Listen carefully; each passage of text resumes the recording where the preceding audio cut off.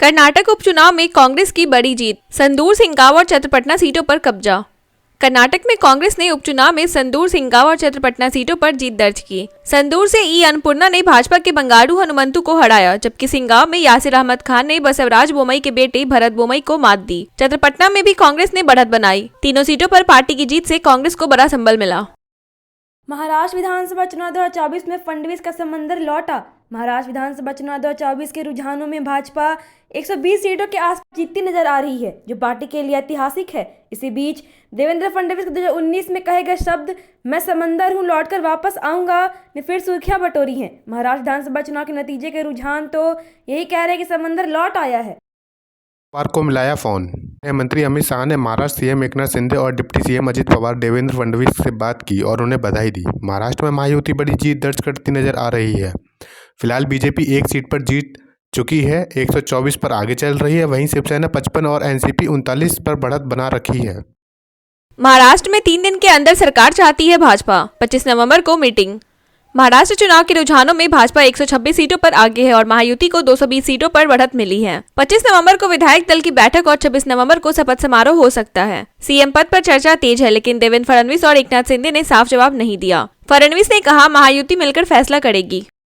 दोबारा चुनाव करवाओ, हारते ही संजय राउत की मांग, मजाक में बनने लगे मीम। महाराष्ट्र चुनाव में भाजपा और महायुति गठबंधन बड़ी जीत की ओर बढ़ रहे हैं, जबकि महाविकास अघाड़ी पिछड़ती नजर आ रही है। भाजपा सेंचुरी के करीब है। इसी बीच महाविकास अघाड़ी को हारते देख उद्धव गुट के संजय राउत ने न सिर्फ ईवीएम में गड़बड़ी का आरोप लगाया है, बल्कि दोबारा चुनाव कराने की मांग की। संजय राउत सोशल मीडिया पर ट्रेंड कर रहे हैं और लोग उनके मजेदार मीम भी बना रहे हैं। जो ज्यादा सीट लाए वही सीएम का असली हकदार, भाजपा विधायक ने उठाई मांग। महाराष्ट्र चुनाव में महायुति 217 सीटों पर आगे है, जिसमें भाजपा अकेले 128 सीटों पर बढ़त बनाए हुए है। महाविकास अघाड़ी 56 सीटों पर सिमटती दिख रही है। भाजपा विधायक प्रवीण दरेकर ने देवेंद्र फडणवीस को मुख्यमंत्री बनाने की मांग की। उनका कहना है कि जिस दल का सबसे ज़्यादा सीटें मिलेंगी, सीएम पद उसी को मिलना चाहिए। महायुति में अब सीएम को लेकर चर्चा तेज हो गई है। महाराष्ट्र में राहुल गांधी का आरक्षण और जाति जनगणना का दांव नाकाम। महाराष्ट्र विधानसभा चुनाव के ताजा रुझानों के मुताबिक महायुति 218 सीटों पर आगे है, जबकि महाविकास अघाड़ी सिर्फ 56 सीटों पर सिमट रही है। राहुल गांधी का चुनावी नैरेटिव, जिसमें उन्होंने आरक्षण बढ़ाने और जाति जनगणना की बात की थी, महाराष्ट्र में नाकाम साबित हुआ। 6 महीना पहले लोकसभा में मिली जीत के बाद भी उनका यह दांव राज्य में नहीं चल सका। महाराष्ट्र चुनाव के नतीजे में महायुति की बड़ी बढ़त, एमवीए की हार।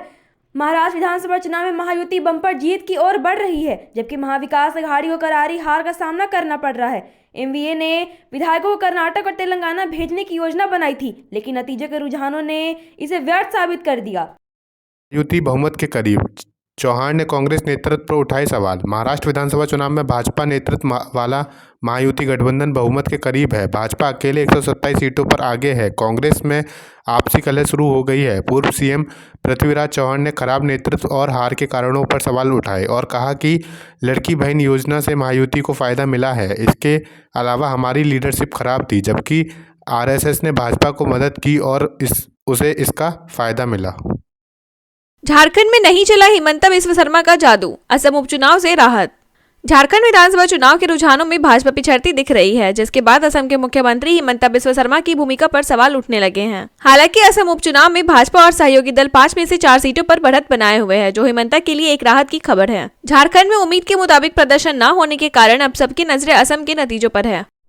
राहुल गांधी से बेहतर नेता तो अभिषेक बनर्जी हैं। दिलीप घोष के बयान से बड़ी राजनीतिक सरगर्मी। पश्चिम बंगाल के पूर्व बीजेपी अध्यक्ष दिलीप घोष ने तृणमूल कांग्रेस नेता अभिषेक बनर्जी की तारीफ करते हुए कहा कि मुझे लगता है कि अभिषेक बनर्जी राहुल गांधी से बेहतर नेता हैं। आप देखिए कि अभिषेक का भाषण बहुत समझदारी भरा होता है। घोष की यह टिप्पणी राज्य की राजनीतिक में नई चर्चाएं शुरू कर दी हैं, खासकर जब तृणमूल कांग्रेस में अभिषेक को उप मुख्यमंत्री या पुलिस मंत्री कानूनी गारंटी जरूरी, सुप्रीम कोर्ट पैनल की बड़ी सिफारिश है।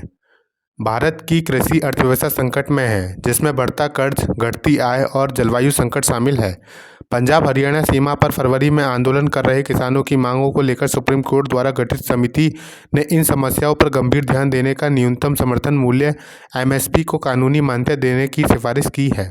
समिति ने कृषि संकट को सामाजिक आर्थिक संकट करार दिया। शुरुआत में किसानों को बदलाव पर संदेह था, लेकिन बाद में उन्होंने समिति की कार्रवाई में भाग लिया। सुप्रीम कोर्ट ने मोदी सुरक्षा चूक पर पंजाब की याचिका खारिज की। सुप्रीम कोर्ट ने पंजाब सरकार की याचिका खारिज कर दी, जिसमें प्रधानमंत्री मोदी की सुरक्षा में चूक की जांच के लिए गवाहों के बयान मुहैया कराए जाने की मांग की गई थी। कोर्ट ने राज्य सरकार को दोषी अधिकारियों के खिलाफ स्वतंत्र रूप से जांच करने को कहा। पहले कोर्ट ने सुरक्षा चूक की जांच के लिए इंदु मल्होत्रा की अध्यक्षता में समिति बनाई थी। गाजियाबाद में बीजेपी के संजीव वर्मा चुनाव जीतकर बने एमएलए। गाजियाबाद विधानसभा चुनाव में भाजपा के संजीव वर्मा ने जीत हासिल की है और फाइनल काउंटिंग भी पूरी हो चुकी है। यह सीट अतुल गर्ग के लोकसभा चुनाव में जीतने के बाद खाली हुई थी। उपचुनाव में कुल 14 उम्मीदवार थे, जिनमें भाजपा के संजीव वर्मा, सपा ने शिवराज सिंह जाटव और बसपा से परमानंद गर्ग को उतारा था। अब बस औपचारिक घोषणा बाकी है। सपा का किला ढहाने में नाकाम हुई भाजपा, 8,000 से अधिक वोटों से हराया। कानपुर की सीसमऊ विधानसभा उपचुनाव में सपा के नसीम सोलंकी ने 8,629 वोटों से भाजपा के सुरेश अवस्थी को हराया। बसपा के वीरेंद्र कुमार तीसरे स्थान पर रहे। यह उपचुनाव सपा के पूर्व विधायक इरफान सोलंकी की सजा के कारण हुआ था। कुल 1,32,973 वोट पड़े, जिसमें सपा को 1,666 और भाजपा को 61,037 वोट मिले। बिहार उपचुनाव में महागठबंधन का सुपड़ा साफ, चारों सीटों पर एनडीए की जीत। बिहार के 4 विधानसभा उपचुनाव में एनडीए प्रत्याशियों ने जीत हासिल की। तराड़ी में बीजेपी के विशाल प्रशांत ने सीपीआई माले के राजू यादव को हराया। इमामगंज में दीपा मांझी ने आरजेडी के रोशन मांझी को हराया। बेलागंज में जेडीयू के मनोरमा देवी ने आरजेडी के विश्वजीत सिंह को हराया। रामगढ़ में बीजेपी के अशोक सिंह ने बसपा के पिंटू यादव को हराया। महाराष्ट्र झारखंड चुनाव नतीजे पर विपक्षी असंतोष, मनोज कुमार झा ने दी सलाह। महाराष्ट्र और झारखंड विधानसभा चुनाव के नतीजों में महायुति 220 सीटों पर आगे है, जबकि झारखंड में जेएमएम 48 सीटों पर आगे चल रहा है। विपक्षी नेताओं के ये नतीजे पच नहीं रहे हैं। आरजेडी सांसद मनोज कुमार झा ने कहा कि महाराष्ट्र में लोकसभा चुनाव में जो एडवांटेज था वह अचानक गायब कैसे हो गया। इंडिया गठबंधन और महाविकास अघाड़ी के दलों को इन नतीजों पर विश्लेषण करना चाहिए। महाराष्ट्र विधानसभा चुनाव में महायुति के प्रदर्शन पर फडणवीस का पहला रिएक्शन। महाराष्ट्र विधानसभा चुनाव में बड़ी जीत की तरफ बढ़ रहे महायुति के नेता देवेंद्र फडणवीस की तरफ से पहला रिएक्शन आया है। अपने सोशल मीडिया हैंडल पर महाराष्ट्र के डिप्टी सीएम ने लिखा है कि एक है तो सेफ है, मोदी है तो मुमकिन है। बीजेपी की आशा ने केदारनाथ उपचुनाव में दर्ज की प्रचंड जीत। बीजेपी प्रत्याशी आशा नौटियाल ने केदारनाथ उपचुनाव में प्रचंड जीत दर्ज की है। उन्होंने कांग्रेस प्रत्याशी मनोज रावत समेत 5 उम्मीदवारों को हराया है। आशा की जीत के बाद बीजेपी में खुशी की लहर है। इससे पहले 2 उपचुनाव में बीजेपी को करारी हार का सामना करना पड़ा था।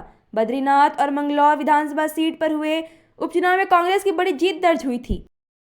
चंपाई सोरेन ने सरायकेला से जीत दर्ज की। डुमरी में जयराम महतो विजयी।